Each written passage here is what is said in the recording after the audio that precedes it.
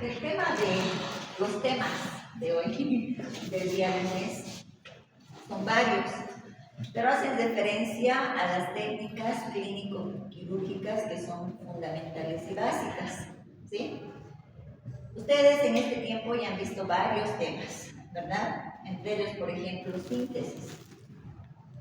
Y ustedes también han visto que para, por ejemplo, poner un punto y para que haya una reparación de ese tejido es importante, por ejemplo, el nivel de oxígeno que va a tener ese tejido, para que haya una buena regeneración, etc. Entonces, si ustedes se dan cuenta, todo está entrelazado, está unido.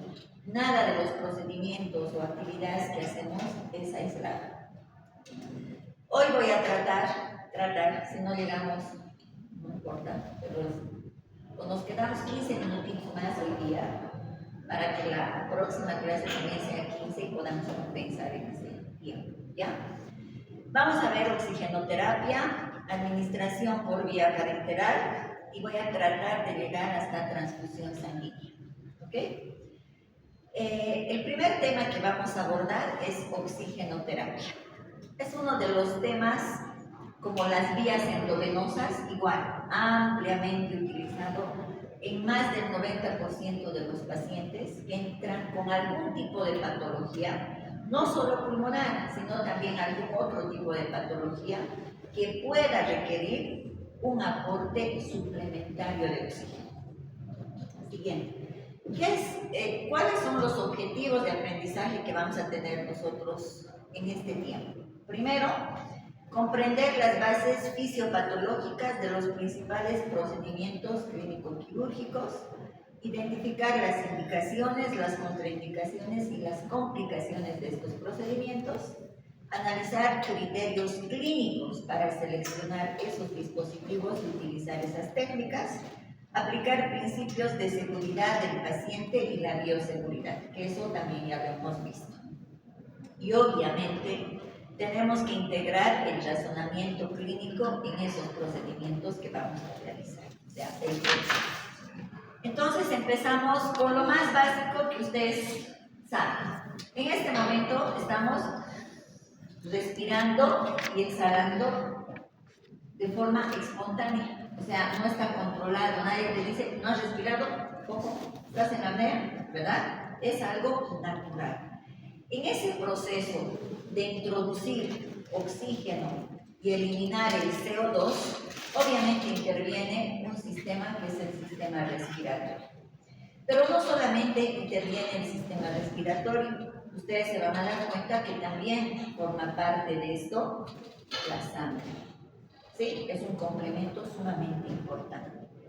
Pero para que tengamos un poco más de idea y tengamos las bases bien fundamentadas, es importante que en este proceso de respiración que nosotros realizamos, de introducir un aire, que dentro de ese aire hay una cantidad de oxígeno que estamos introduciendo, se llama fracción inspirada de oxígeno. ¿Sí? Y eso es muy importante porque cuando ustedes estén haciendo las gasometrías, cuando estén haciendo, por ejemplo, una función arterial, tienen que saber que este parámetro es sumamente importante.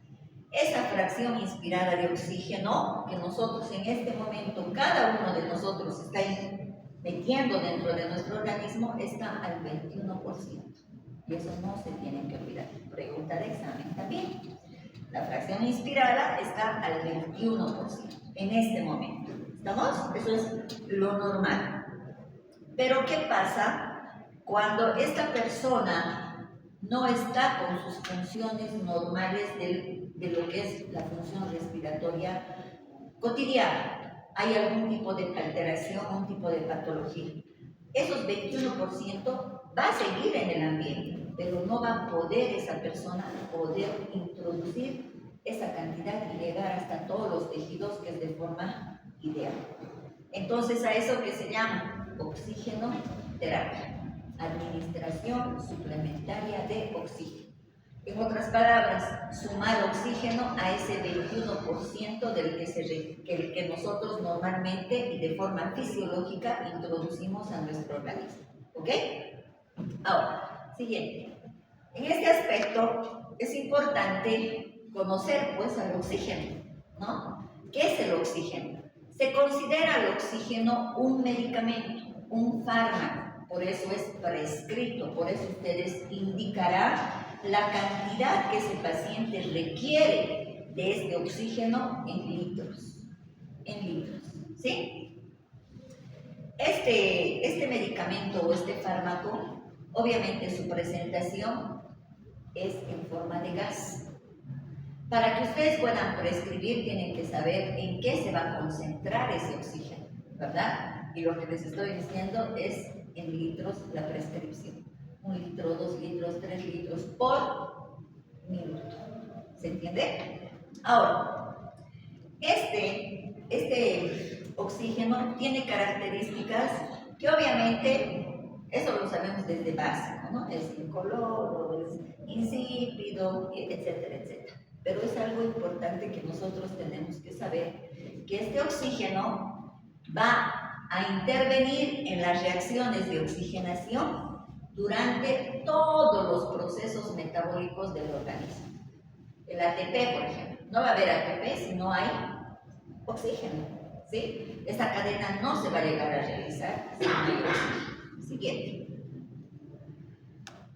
Ahora, ¿en qué principios nos vamos a basar para poder nosotros hacer esa administración de oxígeno? Primero, como ya sabemos que el oxígeno es un medicamento, tenemos que saber que hay 5 aspectos fundamentales que tenemos que tomar en cuenta. Primero, tiene que ser dosificada. Es decir, yo no puedo decir, uy, a este paciente le falta oxígeno y lo suelto toda la cantidad de oxígeno para que esté mejor.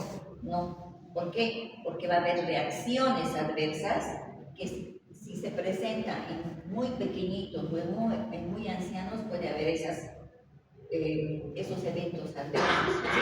Entonces tiene que ser dosificada. ¿Cómo la dosificamos? Por litro minuto, ¿sí? Debe ser continua, es decir, no le voy a dar 5 minutos y con eso el paciente ya se recupera. Tiene que tener el suplemento adecuado por horas, de repente por días.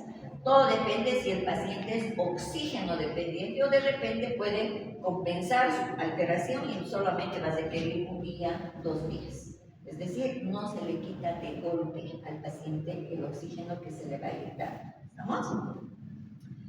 ¿Controlada? Sí. ¿Con qué controlamos la cantidad de oxígeno que a ese paciente le tenemos que dosificar?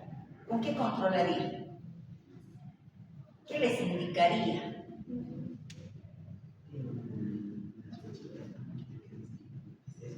El flujómetro, ahí te dice cuánto le vas a dar. Pero ¿cómo vas a controlar que ese paciente está recibiendo buena cantidad de oxígeno o le está faltando? El oxímetro de pulso. Excelente. El oxímetro de pulso. ¿Qué más? ¿Qué más me puede ayudar a controlar? La gasometría arterial. Perfecto. ¿Qué más? La clínica. Si yo te veo rosadito, simpático, labios rosaditos, una piel también reluciente y está respirando como de película, pues el aporte es el adecuado. Pero si yo le veo, pese a que está recibiendo oxígeno, haciendo esfuerzo y utilizando músculos accesorios, veo aleteo nasal, veo que sus lechos unguiales, la mucosa está color azul, ya me está indicando que algo está pasando. Entonces quiere decir que la dosificación no ha sido la adecuada. ¿Estamos? Humidificada, no se puede dar oxígeno seco, tiene que estar humidificado y para eso tenemos humidificadores que se conectan a eso, como dijo en flechitas donde está nuestro centrífugo, para que ese oxígeno entre húmedo, porque naturalmente nosotros en la nariz tenemos ¿qué? En la parte principal, ¿qué más? Las pituitarias, ¿no? La amarilla y la roja. Y se encarga uno de la olfacción y las otras de la humedad, de filtrar ese oxígeno. Eso es de forma fisiológica. Pero como esto es un aporte extra, ese oxígeno tiene que estar húmedo, ¿sí? tiene que tener una temperatura ideal. No puede ser ni muy fría ni muy caliente. ¿Cuánto es tu temperatura? Generalmente entre 37 grados. Esa debería ser tu temperatura. Entonces, todo esto, estos datos, se van a relacionar ¿con qué? Con el estado del paciente. ¿Cuán grave es su patología? ¿Qué le está causando ese estado de hipoxemia? Y además, todo esto va a ser determinado para que yo escoja qué tipo de método voy a utilizar para administrar ese oxígeno. ¿Estamos? Y aquí vamos a conocer, si es que no lo han visto antes, las formas de presentarse ese oxígeno que va a estar concentrado para que yo le pueda dar por litros. Puede venir en tanques de oxígeno, ¿sí? Y estos tanques pueden ser de varios kilos, o sea, son grandes, pequeños, todo depende de su capacidad. Este es el que me dice, este reloj, este manómetro, me dice si este tubo está lleno o está vacío. Y eso es importante que ustedes sepan. Cuando esta flechita, por ejemplo, está aquí en el rojo, quiere decir que este tubo ya fue, ya no tiene gran cantidad de oxígeno. Y mi paciente puede estar con máscara, pero si ya no hay oxígeno, lo estamos ahogando al paciente. Entonces ustedes cuando entren a salas y vean a sus pacientes, tienen que ver que esta flecha esté por lo menos aquí, o mejor en el verde. ¿Sí? Y si está cerca del rojo, ya no va a haber oxígeno. Y hemos dicho que su aporte tiene que ser continuo. Cuando le falte ese oxígeno al paciente, se va a volver a descompensar. ¿Estamos? Este es el flujómetro. Y este es el que nos dice la cantidad por litros. Generalmente está calibrado hasta 15 litros. ¿Sí? ¿Ven esta bolita? Esta bolita es la que va a ir subiendo a donde yo quiero darle la cantidad de litros al paciente. 1, 2, 3, 5, 6, 10. ¿Estamos? Y se gradúa con esta perillita. ¿Ok? Subo o bajo. Este es el humidificador. Este es el que va a mantener ese oxígeno para que no sea seco, que entre húmedo al paciente. Y obviamente eso va a pasar por esta manguerita y se va a conectar ya sea a máscara, puntas nasales, etcétera, que enseguida vamos a ver. Esa es una forma de presentación, la más común que existe en muchos lugares. Sin embargo, nos vamos al gastro, podemos irnos al Vierma, en algunas salas en la Caja Nacional y en las privadas. Tenemos la presentación, esto es antiguo, nos vamos a ir a esta vuelta, ¿sí? Los oxígenos ya son dispensados en pared, es decir, que tienen grandes concentraciones de oxígeno, que lo único que nosotros tenemos que hacer es colocar. Pero ojo, cuidado que se equivoquen y les digan conecta el oxígeno y lo pongan al amarillo o al azul. No es oxígeno. Y todos estas podríamos decir, formas de gases tienen en la pared de los hospitales. El verde es oxígeno. Siempre van a leer. El azul es óxido nitroso. Este amarillo es aire. Y este de acá es aspiración. ¿Se entendió? Entonces, oxígeno siempre verde. Entonces, no siempre que les digan oxígeno, busquen ustedes el tanque. En la pared va a estar esto. Entonces, eso hay que conectar ahí. ¿Se entiende? Ahora sí, vamos a la oxigenoterapia. La oxigenoterapia es un procedimiento terapéutico que está basado en la administración de oxígeno, pero a concentraciones superiores a las que normalmente nosotros adquirimos en el medio ambiente. ¿Cuánto hemos dicho que estaba la FiO2? 21%. Pero esto va a subir.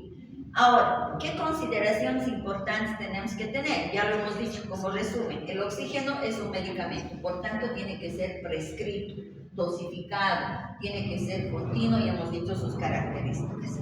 Requiere prescripción y monitorización, tanto a través, hemos dicho, de qué? Oxímetro de pulso, gasometría y los signos clínicos que puede dar ese paciente. Debe titularse según los objetivos clínicos. Va a haber pacientes que se fatigan y necesitan solo de apoyo, o sea, no necesitan grandes cantidades, pero va a haber pacientes que necesitan mucha cantidad de oxígeno. Entonces yo tengo que saber a quiénes voy a dar mucho y a quiénes voy a dar poco y de qué forma, ¿sí? La fórmula del contenido arterial de oxígeno, para que ustedes sepan, es contenido arterial de oxígeno es igual a la hemoglobina por 1.34, que es una constante, por la saturación que tiene ese paciente. Todo esto va a estar sumado por la presión arterial de oxígeno por una constante que es 0.0.3. Si hacemos y llenamos esos datos, ¿qué necesitamos nosotros? Hemoglobina, laboratorio de sangre. Saturación de oxígeno, de lo que le vamos a poner el dedito. La presión arterial de oxígeno, ¿de dónde va a venir? De la gasometría arterial. ¿Se entiende? Y esos datos nos va a dar el contenido arterial de oxígeno. ¿Cuánto tendrá que ser el contenido arterial de oxígeno? 1, 10, 5, 4.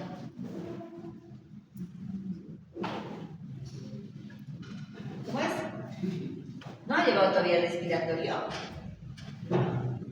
Ya han llevado, sí, ya han llevado. ¿No?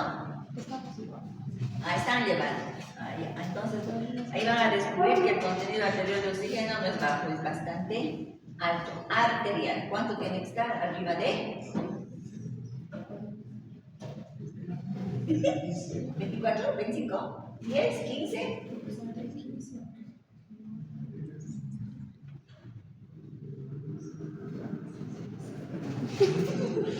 Ahorita lo vamos a descubrir. Siguiente. Ahora, ¿cómo se manifiesta esa falta de oxígeno? Pueden haber manifestaciones a nivel del sistema nervioso, cardíaco, respiratorio, a través de los gases arteriales, a través de la piel. Pero lo que nosotros tenemos que saber es que pueden haber signos que pueden ser de leve a moderados y los severos. ¿En quiénes tenemos que actuar súper rápido? Obviamente en los severos. Y fíjense cómo va evolucionando. Aquí el paciente puede estar agitado, un poco confuso, pero si le falta más tiempo el oxígeno, ya va a estar más letárgico, más omniculado ese paciente. De repente va a estar entrando en un estado de estupor también, ¿sí? Y en la parte cardíaca, fíjense, taquicardia, cuando está leve a moderado. Pero cuando esto empeora, el paciente va a estar bradicárdico, hipotensión, y eso es grave. Entonces, estos signos que están aquí son importantes que ustedes los tomen en cuenta para ver la severidad del cuadro del paciente y la necesidad de escoger cuánto le voy a dar oxígeno y por qué método le voy a dar. ¿Estamos? Siguiente. ¿Cuáles son las indicaciones para que yo pueda pensar en darle, en prescribirle el oxígeno al paciente? Las principales: saturación de oxígeno menor al 90%. Menor al 90%.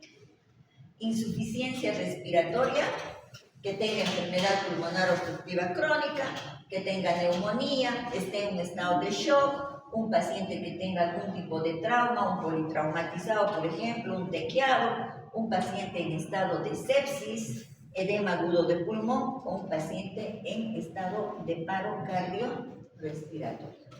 Esas son las principales indicaciones para que yo pueda dar oxígeno. Todos estos cuadros van a volverse muy graves dependiendo de los signos que hemos visto anteriormente, leve, moderado o muy severas esas manifestaciones. Ahora, cuando hablamos de estas indicaciones, tenemos que saber que cuando le demos oxígeno a ese paciente, los objetivos terapéuticos que nosotros tenemos que alcanzar al darles oxígeno suplementario a estos pacientes es lograr una saturación de oxígeno en un paciente que no tiene enfermedad pulmonar obstructiva crónica entre 92 y 96%. Ojo, no estoy diciendo 100%. Todos pensarían que es lo ideal llegar al 100%. No, el 100% más bien es lo contrario, porque lo va a empeorar al paciente. O sea, nunca se debe llegar al 100%. ¿Se entiende? Y cuando el paciente tiene EPOC, a lo máximo que podemos aspirar cuando le estamos dando oxígeno suplementario es un 88 o un 92%. Pregunta de examen. Objetivos terapéuticos. ¿Vamos? Siguiente. Ahora, la oxigenoterapia, ¿qué objetivos tiene? Tratar la hipoxemia. 1. Disminuir el esfuerzo respiratorio que está haciendo ese paciente por tratar de meter mayor cantidad de oxígeno. Y tercero, disminuir la sobrecarga cardíaca. ¿Sí? Tiene esos 3 objetivos. Pregunta de examen también. ¿Ok? Siguiente. Ahora sí, si ya sabemos qué es el oxígeno, en qué pacientes debo dar, por qué les debo dar y qué sintomatología más o menos tengo que considerar y a qué debo aspirar, tengo que saber que hay sistemas de administración de oxígeno. ¿Cuáles son esos sistemas? Existen 2 grandes clasificaciones: sistemas de bajo flujo y sistemas de alto flujo. También va a ser en el examen la pregunta, y creo que esa va a entrar más. ¿Cuáles son los sistemas de bajo flujo? La cánula nasal o puntitas nasales, que se llama. La mascarilla simple y la mascarilla con reservorio, con una bolsa. Esas son las de bajo flujo. ¿Por qué? ¿Por qué son de bajo flujo? Porque la cantidad de oxígeno que le vamos a dar a ese paciente no va a superar más allá de los 10 litros por minuto. Y por tanto le va a dar solo un aporte de hasta el 60%, nada más. En cambio, los sistemas de alto flujo, que están entre ellos 2, las mascarillas con Venturi y la cánula nasal de alto flujo, que enseguida lo van a ver para que tengan idea cómo es, ¿ok? Ahora, ¿cómo escojo si a mi paciente le toca este o le toca esta? En base a esos criterios de selección. Tenemos 4 criterios. 1, el estado clínico del paciente. ¿Cuán grave está? ¿Qué manifestaciones tiene? ¿Cuán severo está su cuadro? ¿Cuál es su nivel de hipoxemia de ese paciente? ¿Cómo es su patrón respiratorio? ¿Y qué riesgo de retención de CO2 tiene ese paciente? Con esos 4 criterios, yo fácilmente voy a poder escoger cuál sistema le voy a aplicar a ese paciente. Enseguida me van a entender mejor. Siguiente. Ahora, ¿cuáles son los criterios de uso de sistemas de bajo flujo? Que estamos especificando ya más.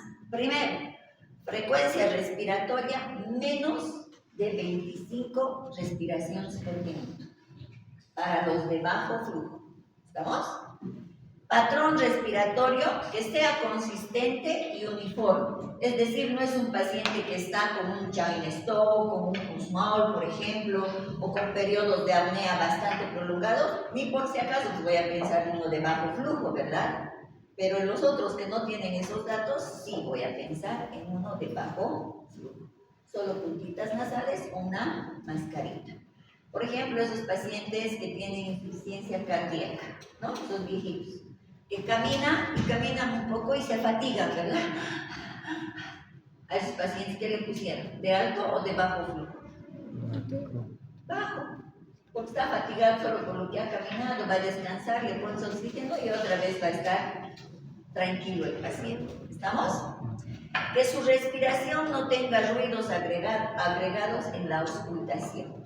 Si yo les digo, tengo un paciente que está con fiebre, está expectorando secreción verdosa y escuchamos en vasos pulmonares en ambos campos estertores positivos. ¿Les dan sistemas de bajo flujo o alto flujo? Alto, porque los de bajo dice sí, los agregados. Va a entrar en caso clínico eso. Siguiente. Les presento a las puntas nasales, los más utilizados.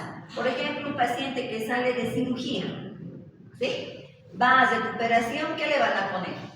Puntitas nasales para que se vaya recuperando, que su nivel de oxígeno no baje y esté recuperando más rápido, ¿sí?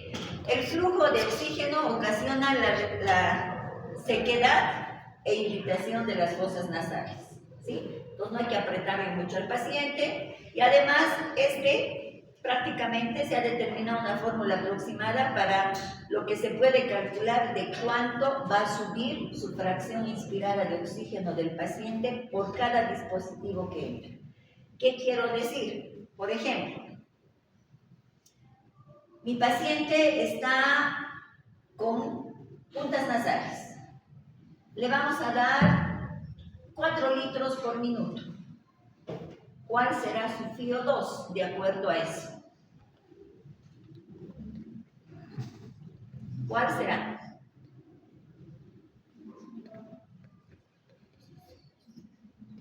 ¿Quién quiere ganarse un premio? 36. ¿Por qué 36? Porque 4 más el flujo, que sería 4 litros por minuto, 4 por 4, 16, más 20, 21. Pero hemos dicho que es 21. Ya, está bien, entre 30 y... 30 y... 21. 37. 21 más 16, 37%. Es decir, me explico, por cada litro adicional que se le da de suplemento al paciente que es fuera de su respiración normal del medio ambiente, el paciente va a sumar 4. A este paciente le estamos dando 4 litros de suplemento, ¿sí? Si por cada litro es 4, 4 por 4, 16. 16 más 21. 37% va a ser su fracción inspirada de oxígeno. ¿Se ha entendido? Ya no va a estar al 21. ¿Estamos? Toma. Cuidado. Ok. Siguiente. Ahora, fíjense que por la cánula nasal podemos dar hasta 6 litros. No más. Si yo le doy 6, 7, 8, 9, por más que le dé 10, no voy a aumentar su FiO2 más del paciente. Es decir, la cantidad máxima que se puede dar por las puntas nasales es máximo hasta 5, tal vez 6 litros. No más. Aunque le dé más, no sirve de nada. Todo se va a esparcir al aire. ¿Se ha entendido? Siguiente. Otro, la mascarilla, otro dispositivo muy utilizado. Esta mascarilla es de flujo libre, pero lamentablemente no se puede usar en muchos pacientes. ¿Por qué? Porque esos pacientes que son súper dependientes de oxígeno, para comer tienen que retirarse, ¿verdad? Para tomar agua tienen que retirarse y otra vez se van a volver a fatigar. Y esta mascarilla ocasiona sensación de sofocación, de ahogo. Entonces, no en todos los pacientes se va a utilizar esto. Generalmente por eso se dice que tienen que ser pacientes estables. Este dispositivo, miren, ya escuché, puede alcanzar FiO2 aproximadas entre 40 y 60%. ¿Cómo alcanza? Con flujos arriba de 5. Las puntas nasales eran de 2 hasta 5, 6, digamos. En cambio, en esto, si yo le pongo por máscara 3 litros, mi paciente se va a ahogar. ¿Se entiende? Tiene que ser más de 5, 7, 8, 9, 10 puede llegar a ser. Y me va a llegar a FiO2 hasta de 60%. ¿Ok? Es importante tomar en cuenta que estos pacientes generalmente que respiran a veces por la boca, ¿verdad? Como este señor, va a ser importante ponerle máscara, porque no está respirando por su nariz, sino va a introducir el oxígeno por la boca. Siguiente.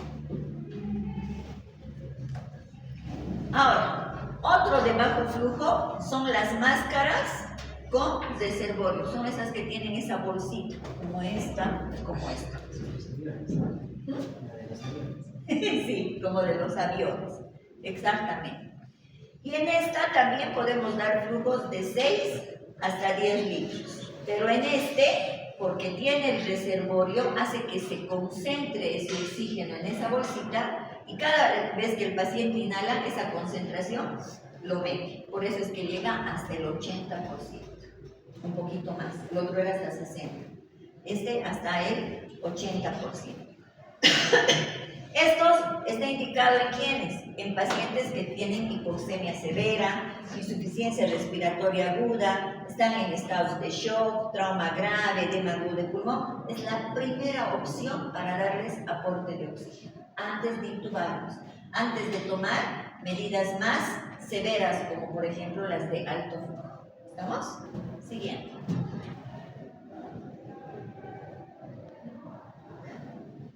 Ay, no.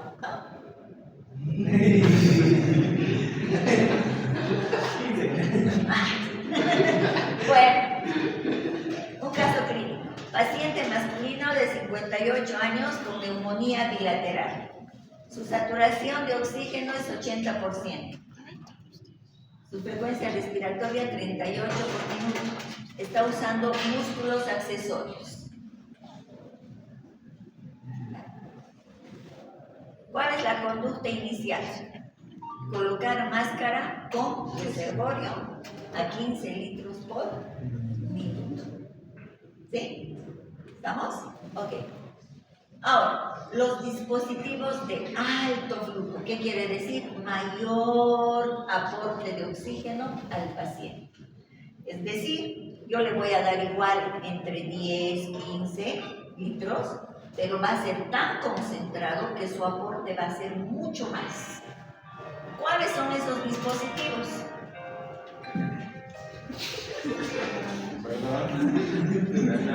Si hubiera estado en mi clase de la mañana, hubiera sido mío ese celular. Estamos hablando de la máscara facial, es igual a una máscara, pero tiene algo importante, el Venturi. Ese rosadito que ve es el Venturi. Ese pequeño dispositivo marca la diferencia. Hace que esto haga que atrape más bien el oxígeno del aire y entre mucho más concentrado ese oxígeno hacia el paciente y no se esparza en el medio ambiente. Ese pequeñito dispositivo, cuando estaban los pacientes con COVID, han funcionado a full. Han ayudado bastante a esos pacientes que necesitaban mayor cantidad de aporte de oxígeno, esos que se fatigaban mucho. Porque podemos alcanzar de PO2 desde 26 hasta 50%, y ustedes dicen, ay, pero si con la mascarita anterior llegábamos a 60 y con el de reservorio hemos llegado hasta 80, sí, pueden llegar, pero la concentración de oxígeno en estos es mucho más puro, es mucho más concentrado, ¿sí? Y evidentemente es más utilizado por el organismo. Hay diferentes tipos de Venturi. Siguiente, por favor. ¿Sí? Tiene para graduar aquí. En este mismo hay varios sistemas para graduar. Y en otros, cada color tiene de 24, de 50, de 60, de 70. Solamente se pone ese dispositivo. Tú ves de cuánto por ciento es y le va a dar ese aporte al paciente. ¿Sí entendido? Proporciona una FIA2 constante y definida, no como de los otros que puede variar demasiado. En cambio, en estos son muy buenos. Siguiente. Ahí están los Venturis. Así bien.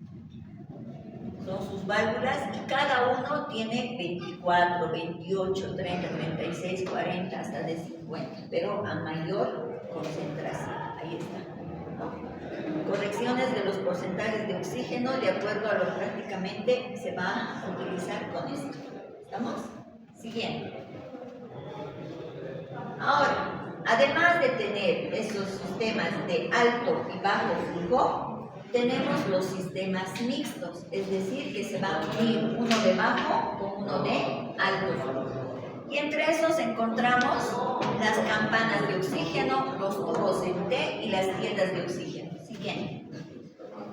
Muy utilizado en pediatría, las campanitas, ¿no? Cuando los niños salen con un poquito de insuficiencia, les van a poner. Entonces, esto va a ayudar a que se concentre aquí el oxígeno y el niño libremente pueda expandir y respirar sin tener que sofocarse o tener el oxígeno muy pegadito a su piel, porque además su piel de estos pequeños son bastante delicados.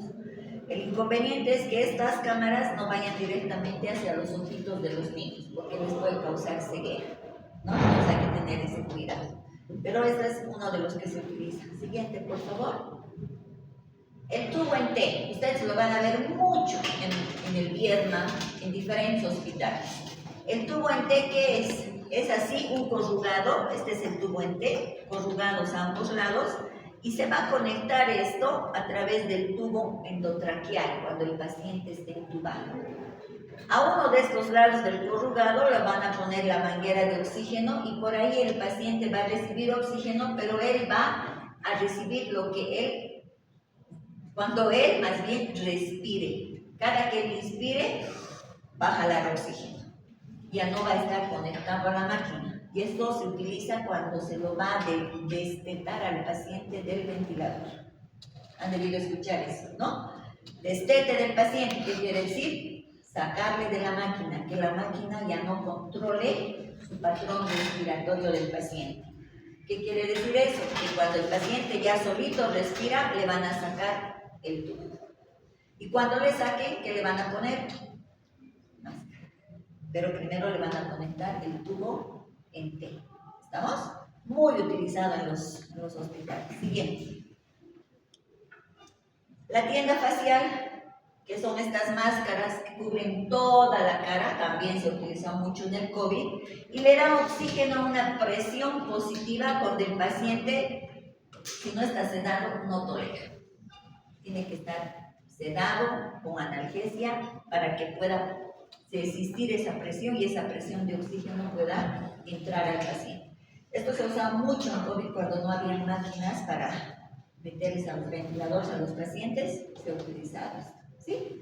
No tiene que haber lesiones en la cara, no tiene que haber, porque va a provocar humedad, va a provocar presión en el paciente, y es un paciente que esté consciente, rara vez lo resiste, tiene que estar bajo sedación. Siguiente. Hay otras formas avanzadas de dar oxígeno, y ustedes también lo conocen, las famosas bolsas válvula máscara, que los llamamos los AMBUS en los hospitales, ¿no? Esto proporciona oxígeno al aire ambiente. ¿Cuál es la diferencia para que estos sean utilizados con mucha frecuencia? Que a estas bolsas de reservorio se conecta oxígeno, aparte, suplementario. Entonces al paciente se le va a dar con presión una cantidad de oxígeno que está entrando al paciente, que generalmente es al 100% aquí, con esto, ¿sí? A los pacientes que están en paro cardíaco, por ejemplo, que no tienen automatismo respiratorio, se les va a salvar el primer rescate con estos. O antes de hacer la intubación endotraqueal, primero se va a ventilar con esto al paciente para luego hacer la intubación. ¿Estamos? Siguiente. La forma de agarrar, que eso ya lo han debido ver en primero, creo que llevan el SP, ¿no? Básico. Cuando está uno solo, tiene que agarrar con los dedos y agarrar la mascarilla. Cuando estamos entre dos personas que vamos a asistir con el AMBU, tenemos que agarrar igual. Por arriba agarro y con mis dedos agarro todo el trayecto de la mascarilla para que haya un cierre hermético y no escape el aire y el oxígeno. Siguiente. Ahora, fíjense que estos AMBUs pueden usarse con mascarilla o también directamente conectado al tubo endotraqueal o a la traqueostomía que puede tener ese paciente. O sea, puede utilizarse de forma directa también. ¿Estamos? Si no me equivoco, en cuarto o en quinto, no sé, pero les enseñan a armar el AMBU porque es importante, porque si no saben armar, hacen cada cosa en el hospital. Ponen al revés las válvulas y en vez que oxigenen al paciente al aire están oxigenando. Entonces es importante saber armar sus cabezales, la forma de qué dirección tiene que tener es importante para poder ayudar a los pacientes. Siguiente. Ahí está, fíjense.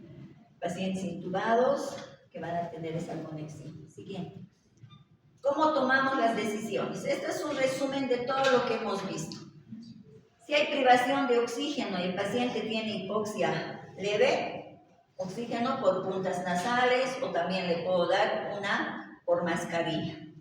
Si mi paciente tiene obstrucción ligera de las vías respiratorias, hay ruidos agregados, puedo darle también, si su saturación todavía está dentro de los parámetros normales, oxígeno por puntas nasales o ya pienso en una máscara con reservorio. Si ya mi paciente tiene hipoxia, disnea moderada a grave, edema pulmonar agudo, por ejemplo, EPOC, asma, tengo que ver si mi paciente está en este estado, pero está alerta todavía, le voy a dar ventilación a presión positiva. Pero si mi paciente ya está inconsciente, ambu. ¿Por qué? Porque seguramente este paciente se va a agravar, no va a responder a esto, hay que considerar la intubación endotraqueal. Y por ahí hay que conectarlo al ventilador. En el ventilador vamos a calcular la fracción inspirada de oxígeno, incluso de inicio al 100%. Hasta que el paciente se conecte. Siguiente. ¿El oxígeno es tóxico? Por supuesto que es tóxico. Puede gran cantidad de oxígeno deprimir, va a provocar una destrucción oxidativa del tejido pulmonar. Y si eso pasa, va a haber depresión de la ventilación alveolar, va a haber atelectasias de reabsorción, edema pulmonar puede provocar fibrosis pulmonar, va a haber disminución de la concentración de oxígeno y prácticamente vamos a llevar a una retención de CO2. Incluso mucho oxígeno que le va a provocar al paciente. Paro respiratorio, pero es de apnea, porque el CO2 es quien da la alerta para que nosotros respiremos, ¿verdad? Siguiente. Por eso es importante que nosotros minimicemos esos riesgos, monitorizando su administración, monitorizando, y hemos dicho a través de qué, de los signos de alerta, de la oximetría de pulso, saturación de oxígeno, gasometría, etcétera. Y también tenemos que ver que nosotros tenemos que estar clínicamente observando la respuesta del paciente a esos métodos que estamos utilizando. No se olviden que un paciente puede empezar con puntitas y en horas, incluso en minutos, se puede complicar y necesitar ventilación, como los del COVID, por ejemplo, ¿no? Entraban caminando y ni a la hora, paciencia muy mal y morían. Entonces, esa clínica ustedes tienen que saber evaluar su respuesta clínica al método que ustedes están escogiendo. Siguiente. No se ve. No quiero verlos. ¿Sí? Se incorpórense. Ok. Administración de medicamentos. No es por vía intravenosa, es por vía parenteral. Siguiente. ¿Qué es la vía parenteral? Ya muchos ya conocen y hemos aprendido que la vía parenteral es un término que va a hacer referencia a la administración de medicamentos, pero con la ayuda de una jeringa, una aguja para atravesar piel, tejido subcutáneo, tejido muscular y también la pared de un vaso, que puede ser venoso o que puede ser arterial, ¿sí? Para la administración por vía parenteral podemos utilizarlo para varias cosas. Uno, para administrar medicamentos. ¿Para qué más? Para realizar pruebas o exámenes de laboratorio, ¿sí? Además es importante tomar en cuenta que se va a utilizar bastante para dar hidratación a los pacientes, especialmente cuando hablamos de la vía endovenosa. Grandes volúmenes de líquido, ¿sí? Para hacer ese tratamiento. Es importante también que nosotros reconozcamos que cuando hablamos de vía parenteral, esos medicamentos no van a pasar por la vía del tracto digestivo. Prácticamente es una absorción directa en lo que es el sistema circulatorio. Es decir, que su acción de estos medicamentos va a ser así de rápida, súper rápida, ¿ok? En relación a los otros medicamentos. Siguiente. ¿Qué ventajas tiene? Lo que acabo de decir, acción rápida, biodisponibilidad elevada, precisión terapéutica, pero también tiene desventajas. Riesgo de infecciones, porque si no hacemos una buena asepsia, no manejamos adecuadamente esa jeringa y esa aguja, podemos provocar infecciones. Complicaciones vasculares y también complicaciones en los tejidos, porque si no sabemos qué tipo de medicamento vamos a colocar a ese paciente y qué características tiene según su pH y osmolaridad, puedo provocar necrosis de esos tejidos, ¿ok? Y obviamente mucho dolor. Sí, extravasamos, infiltramos y no colocamos donde tiene que ser. Siguiente. Para que yo hable de la administración de medicamentos, tengo que hablar de los 6 correctos. 6 correctos que lo vamos a mencionar de forma rápida. Paciente correcto. No puedo yo hablar de un paciente con número de cama, por su forma, de su cuerpo, el blanquito, el que está al lado de la ventana, ese paciente, el gordito, no. O el paciente de la 30, el paciente de la 30 puede ser cualquiera. El señor con nombre y apellido, sus 2 apellidos. Medicamento. El medicamento debe ser el correcto. Mire, 2 medicamentos iguales. Uno es cloruro de potasio y el otro es agua destilada. Su presentación es igual, se parece. Por eso tengo que leer las etiquetas. Tengo que saber que el medicamento que necesita este paciente sea el que realmente está siendo prescrito por ustedes. Dosis correcta. La dosis del medicamento va a dar mayor precisión de acuerdo al tipo de jeringa que yo voy a utilizar para dosificar. En las clases prácticas les había demarcado y les había dicho, la insulina, la jeringa que va a utilizar es la de 1 ml, pero que esté calibrada en unidades internacionales. No puedo administrar en otra jeringa, ¿sí? Porque en caso contrario, le voy a dar una dosis diferente a la que el paciente necesita. ¿Estamos? Vía de administración. Si es por vía subcutánea, pues por vía subcutánea tengo que administrar al paciente. No puedo cambiar la vía o equivocarme. Por ejemplo, el clásico ejemplo, las insulinas. Las insulinas vienen para administración subcutánea, para vía endovenosa, ¿sí?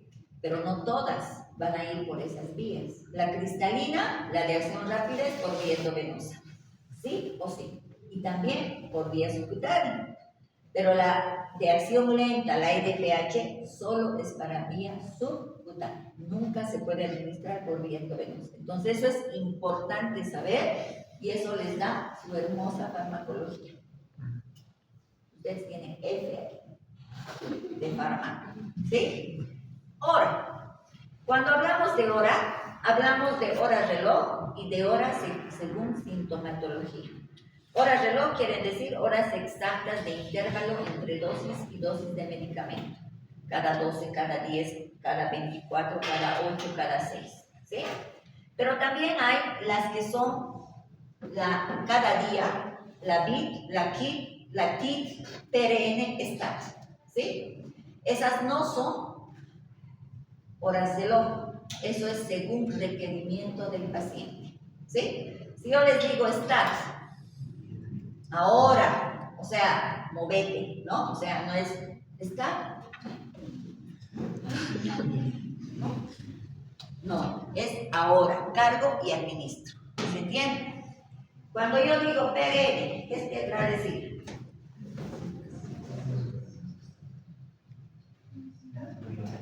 No, eso es el EPO. ¿Qué será? Por razones necesarias, cuando el paciente lo requiera. ¿Sí? Ahora, ¿qué es KIT? KIT. 4 veces al día, ¿verdad? Ok, te voy a dar porque has respondido usted 2 veces. ¿Alguien más quiere? Responda. Ok. Siguiente. No, el registro. Importante. Ustedes van a registrar al prescribir y también si han administrado tienen que rotular con su firma. Pero no es solo poner mi hermosa firma así jeroglífico. Tienen que poner si el efecto es el deseado, tienen que poner si ha habido eventos adversos, si es que ha habido, ¿se entiende? Y algo importante, siguiente, además de los 6 correctos, parece algo que no es de importancia, pero chicos, yo preparo, ¿sí? Yo debo administrar, no le puedo decir, oye, ya he preparado, llévamelo. Quien te hace caso, que se atenga a las consecuencias, porque no te ha visto preparar, no sabemos si realmente es el medicamento que queremos, no sabemos si está con los 6 correctos, y si algo le pasa al paciente, ya fuiste. ¿Se entiende? Yo preparo, yo administro, yo registro y si algo pasa, yo respondo. ¿Sí? A mis estudiantes y a los que han pasado conmigo ya les he aclarado la situación como es de un caso real en el que, digo, en el gastro. No voy a repetir porque si no se nos va la hora. Pero esto, chicos, si alguien les dice, por favor, doctorcito, administremelo, usted sabe. Lo siento, no. Pero si quiere, yo lo preparo, yo lo administro. Pero no me dé algo que usted ha preparado y a mí no me consta que realmente sea lo que usted me dice que es. Cantiflera, pero así se dice. ¿Se entiende? Ok, siguiente. Ahora, les hablaba de los criterios para saber si ese medicamento que le corresponde a ese paciente es por la vía adecuada y qué cosas debo considerar. Primero, tengo que considerar los pHs, pHs extremos. Cuando hablo de pHs extremos, hablo de estos dos, menos de 5 y mayor de 9. Esos pHs extremos.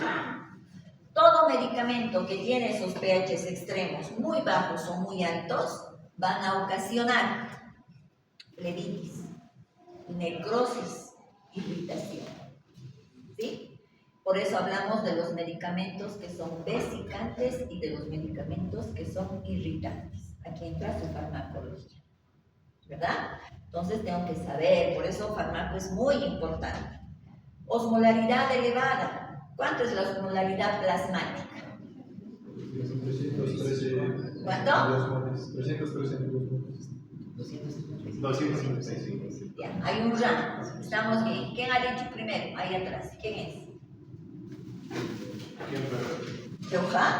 Sí. Pásenle, por favor. La osmolaridad plasmática es constante, es fisiológica, ¿sí? La literatura dice que va de 298 hasta 315. Eso es lo normal. Pero cuando esa osmolaridad es mayor a 500, va a producir alta irritación en los tejidos y en los accesos vasculares. Cuando hablamos de estas osmolaridades elevadas, muy altas, arriba de 500, 600, 700, va a haber medicamentos que van a tener hasta de 2000, soluciones que van a tener de 2500. Esos no puedo administrar directamente en el tejido, en accesos vasculares periféricos, tiene que ir por catéter central. Caso contrario, lo que va a producir es riesgo de lesión endotelial, necrosis, y esto va a requerir, como les decía, vía central. ¿Sí? Ejemplos de esto, la nutrición parenteral. ¿Por qué? Tiene aminoácidos esenciales, tiene dextrosa al 50% y tiene lípidos. Su osmolaridad está disparada, generalmente es entre 2000 y arriba. ¿Se entiende? La dextrosa hipertónica al 50%. La vancomicina.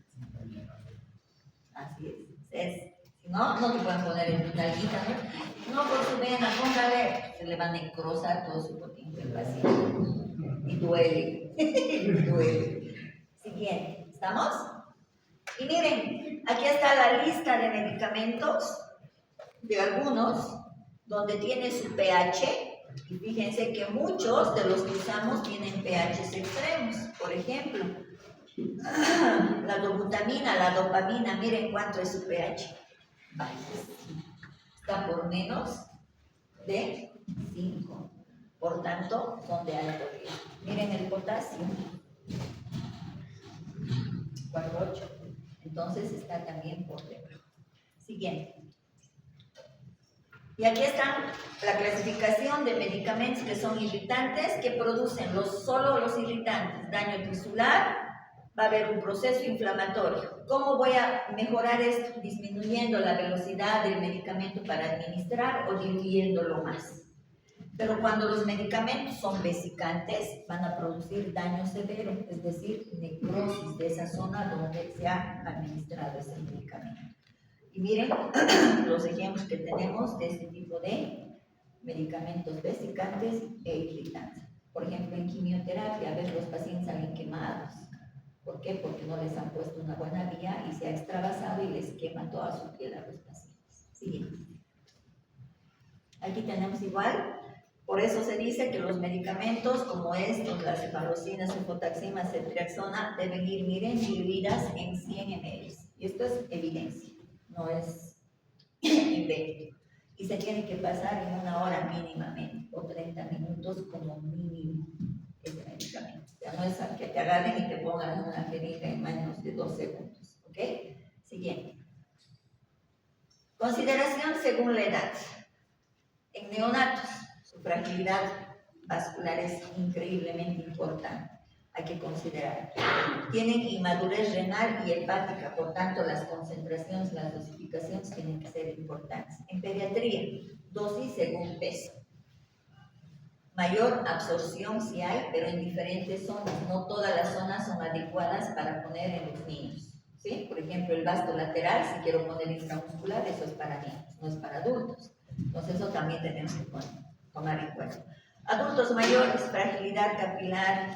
Estos pacientes no toman un medicamento, toman hasta 5 o 6 medicamentos, ¿no? Son una polifarmacia andante esos pacientes. Por tanto, hay mayor riesgo de eventos adversos.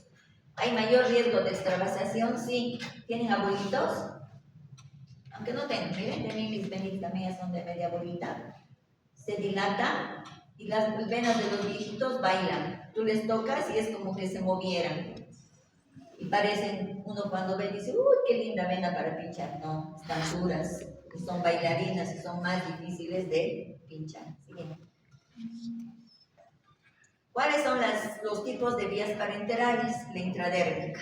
¿Para qué se utiliza? Para pruebas de sensibilidad, como por ejemplo la PPD para la tuberculina. Generalmente se realiza en la parte del antebrazo, en la cara interna. El ángulo de inyección para esta vía es de 0 a 15 grados y la cantidad máxima para hacer su administración de medicamento es de 0,5 ml. La subcutánea, muy utilizado, lo más utilizado en el hospital, la insulina y la heparina, muy utilizado. ¿Sí? ¿Dónde se va a colocar? En el abdomen, en la cara externa del brazo, en la región glútea, en la parte de los muslos también se puede colocar. ¿Sí? Ángulo de colocación, 45 grados. Siguiente. Ahora, en la intramuscular, ¿para qué sirve? Para vacunas, para antibióticos, para analgésicos puede ser. Generalmente se utiliza el deltoides, el ventroglúteo y el vasto lateral. El vasto lateral ya les había dicho que es solo para niños. ¿Sí? Ángulo de inyección, 90 grados. Cantidad máxima de administrar de medicamentos, 5 ml, máximo 10. Para la vía intravenosa, se utiliza para casos de mayor emergencia, para terapia intensiva, para hidratar a los pacientes. Estamos hablando de venas superficiales. Aquí ustedes ven los diferentes números de las glándulas, porque aquí vamos a hablar no solo de agujas, sino también de catéteres. ¿Sí? A mayor grosor, menor número. A mayor número, más delgada la glándula. Y aquí en esta tablita les está dando claramente si es mi paciente que va a entrar a quirófano, es de emergencia, es un trauma, una cirugía grande, ha perdido gran cantidad de sangre o le tengo que transfundir sangre, mi glánula tiene que ser gruesa. Pero si es un paciente ancianito, neonato o niño y solamente queremos pasarle líquidos a goteo continuo para que le demos los medicamentos, no necesitamos glánulas gruesas, necesitamos entre el 22, incluso el 24 si es en pediatría y en neonatología. Ahí está una tablita súper resumida de todo lo que significa la vía intravenosa. Siguiente. Ahora, si hablamos de la vía intravenosa y hablamos que sirve para hidratar, obviamente estamos hablando de la terapia de infusión intravascular. ¿Qué quiere decir? Colocar sueros a los pacientes, soluciones parenterales. Y para eso utilizamos los goteros. Tenemos los macrogoteros y los microgoteros. Los macros dan estas gotas grandes y los micros, que son como agujitas, dan gotitas chiquititas. Algo que ustedes tienen que saber es que un macrogotero en 1 ml hay 20 gotas. En el microgotero en 1 ml hay quiere decir que una gota, ¿a cuántas microgotas equivale? 3 microgotas. ¿Se ha entendido? Siguiente. Y para calcular el goteo de los sueros, es importante que nosotros sepamos esta fórmula. Goteo, voy a calcular por minuto, va a ser igual al volumen de la solución, que puede ser 500, 1000, 2000, etcétera, por una constante, que no solo va a ser 3, puede ser 1, puede ser 3 o puede ser 4, multiplicado por el tiempo en horas. Aquí estamos viendo. Volumen en ml, 3 es una constante que puede cambiar, que puede ser, estoy diciendo, puede ser 1, puede ser 3 o puede ser 4. Y el tiempo en horas. Siguiente, ahorita me entienden de la constante. Las constantes, ¿se acuerdan? La constante 3 se utiliza para cristaloides. La constante 4 para sangre. Y la constante 1 cuando se usa microgoteo. ¿Sí? Si yo les digo, por ejemplo, queremos ponerle 250 ml de sangre al paciente y queremos que entre en 4 horas. ¿Estamos? ¿Qué constante van a utilizar? 4. 4 por 4, 16. 4 por 4, 16. ¿Cuánto hemos dicho de volumen? 250. 250 entre 16. ¿Cuánto? 15.625. Entonces, redondeamos, son 16 gotas por minuto que va a entrar esa solución o esa sangre en el paciente. ¿Se entiende? Ok, siguiente. Ahí está. Si yo quiero ahora, en vez de sacar gotas, quiero sacar volumen, la fórmula es esta. Es igual volumen a gotas por la constante por tiempo en horas. ¿Sí? Solo estamos despejando. Si quiero sacar el tiempo, es decir, en cuántas horas va a estar entrar ese suero, pongo volumen dividido entre gotas por la constante que en ese caso correspondería. Siguiente. Y ahí está un ejemplo que ya hemos hecho hace ratito. Tengo 1000 cc de solución fisiológica que tiene que pasar en 8 horas. ¿A cuántas gotas tiene que pasar? Fácil. 1000. Constante, ¿cuánto voy a utilizar? 3. Tiene que entrar en 8. 3 por 8, 24. 1000 dividido entre 24 sale 41.6. Redondeamos a 42 gotas por 1000. ¿Se ha entendido? Siguiente. ¿Qué hora es, chicos?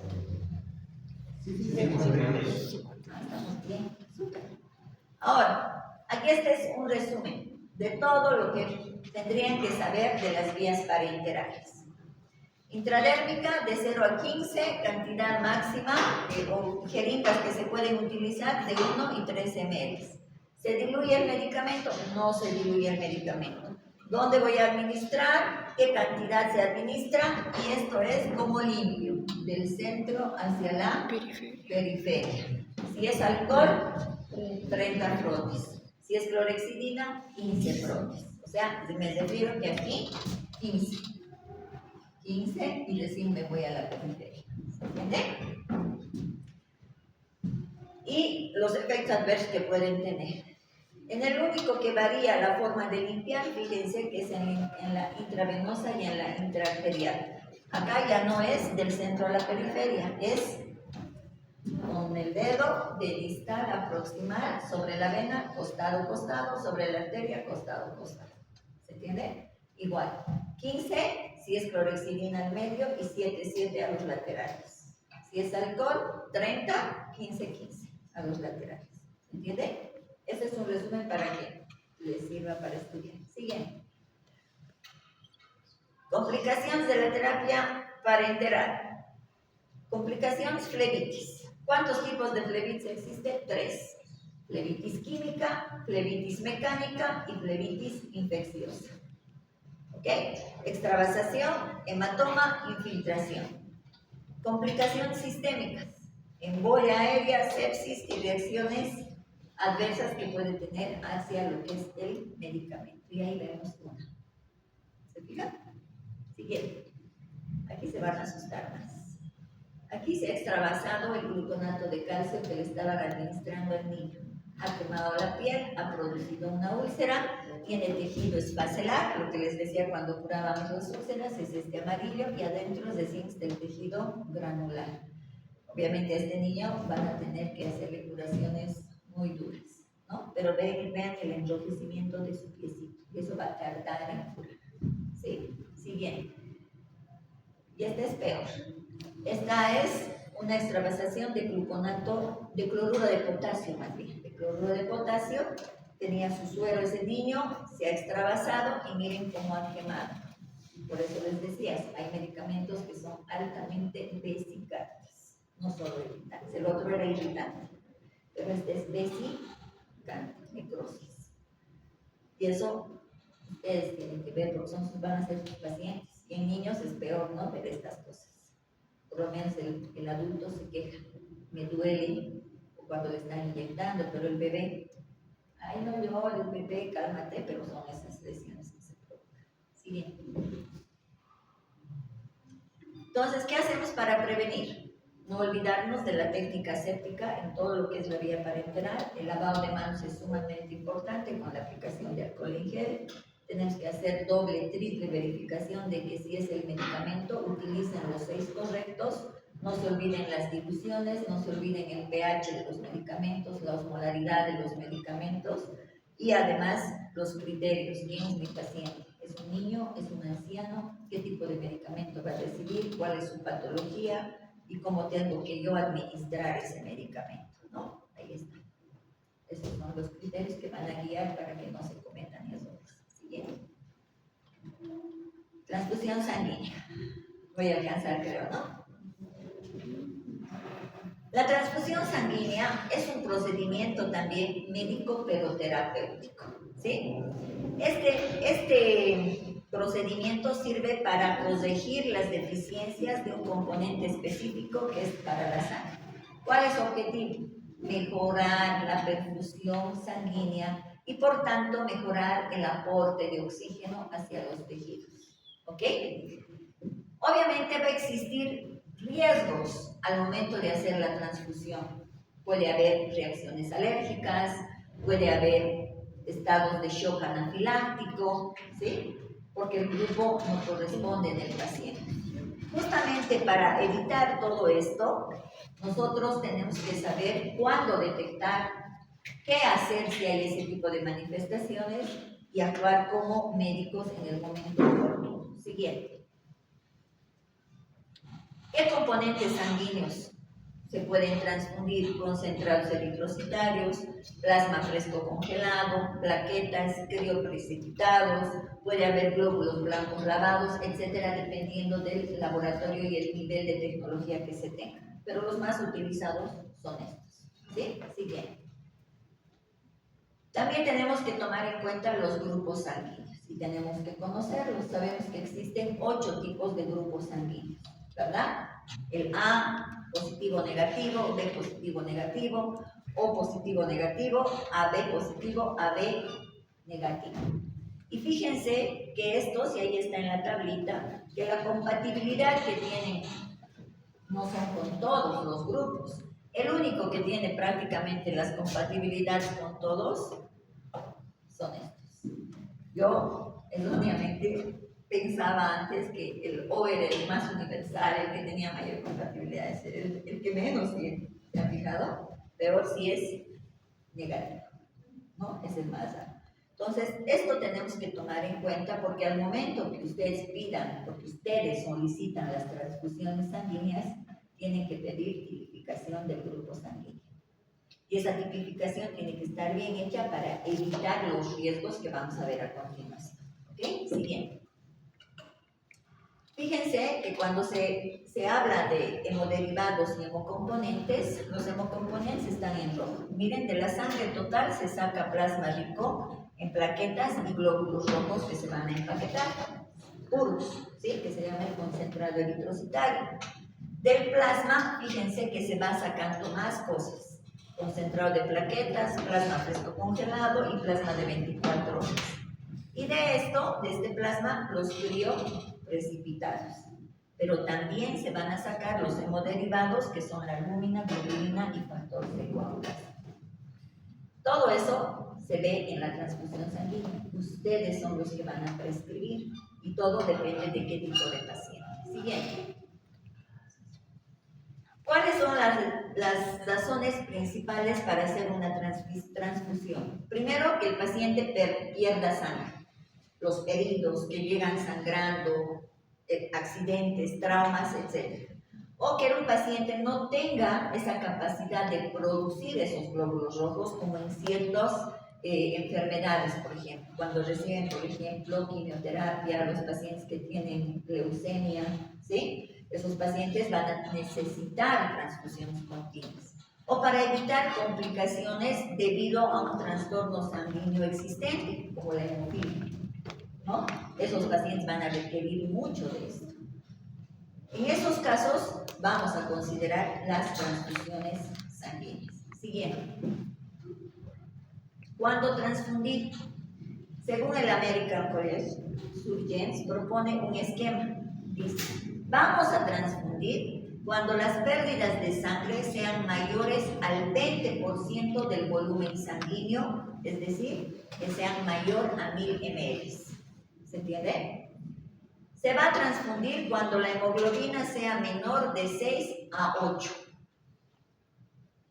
Y cuando la hemoglobina también sea menor de 10 si se usa sangre autóloga. Pero en el otro caso es cuando no es sangre autóloga. Esos son los criterios. ¿Quiénes se suman? Pues ya hemos visto los anteriores que tengan ese tipo de antecedentes. Siguiente.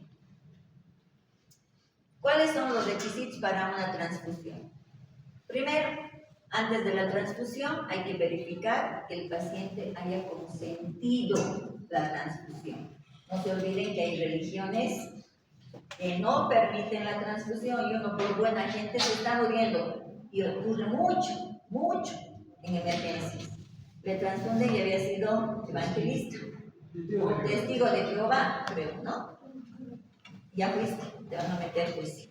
Entonces, consentimiento informado, ¿sí?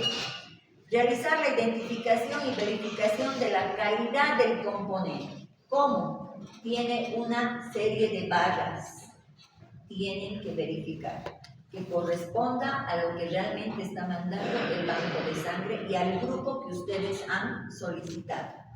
Tienen que confirmar la compatibilidad sanguínea de acuerdo a la tipificación del grupo sanguíneo. Tienen que utilizar ustedes, antes de la transfusión, y saber que el paciente tiene que estar canalizado en una vena gruesa, con un catéter grueso. No me sirve un 22, no va a entrar la sangre. Y la sangre no puede permanecer más de 4 horas a goteo. Caso contrario, esa sangre se tiene que desechar. Entonces, para garantizar que entre en esas 4 horas, tiene que ser un buen acceso vascular, ¿ok?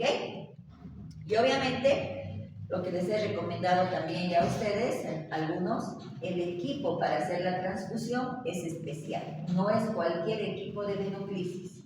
Viene un filtro grande, les he mostrado, les he dicho que es único para hacer la transfusión de sangre. No se hace con cualquier equipo. Siguiente.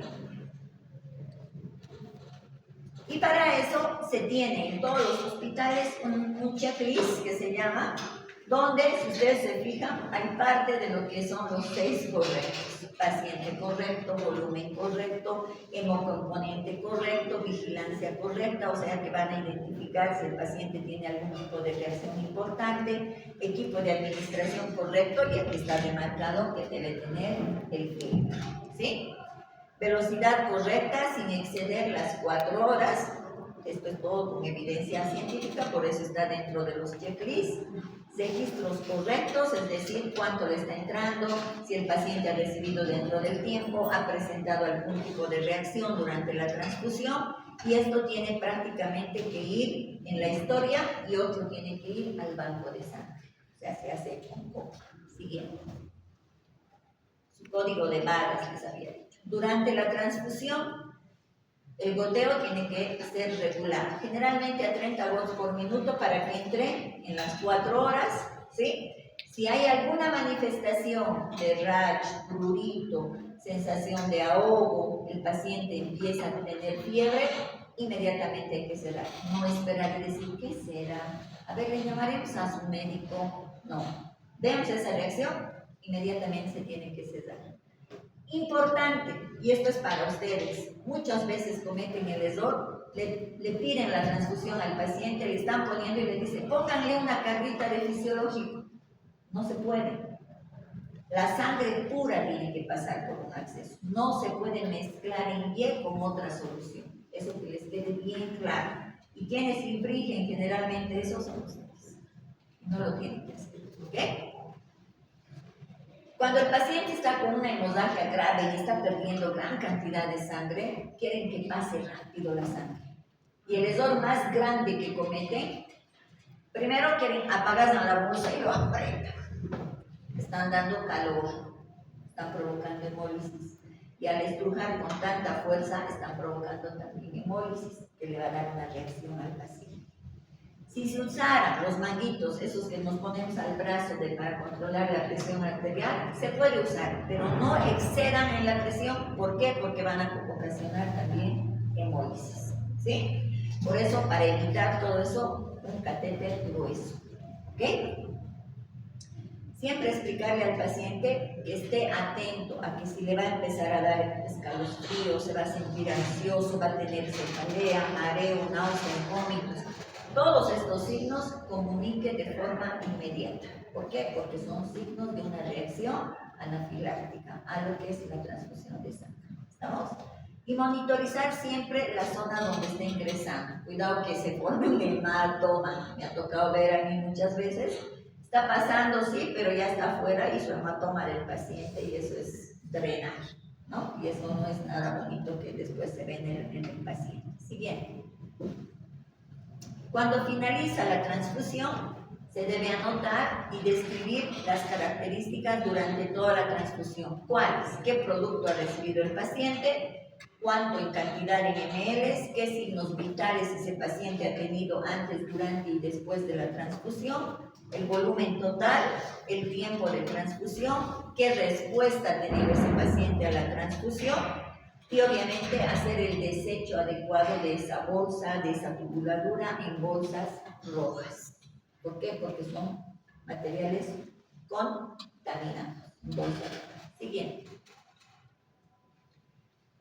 Miren las reacciones ahí que estamos viendo, que ya lo hemos visto, que generalmente son así increíblemente como se presentan en los pacientes. Y el que más se presenta es enrojecimiento en los cachetitos. ¿Sí? Empieza a sentir calor el paciente, es el que más se presenta.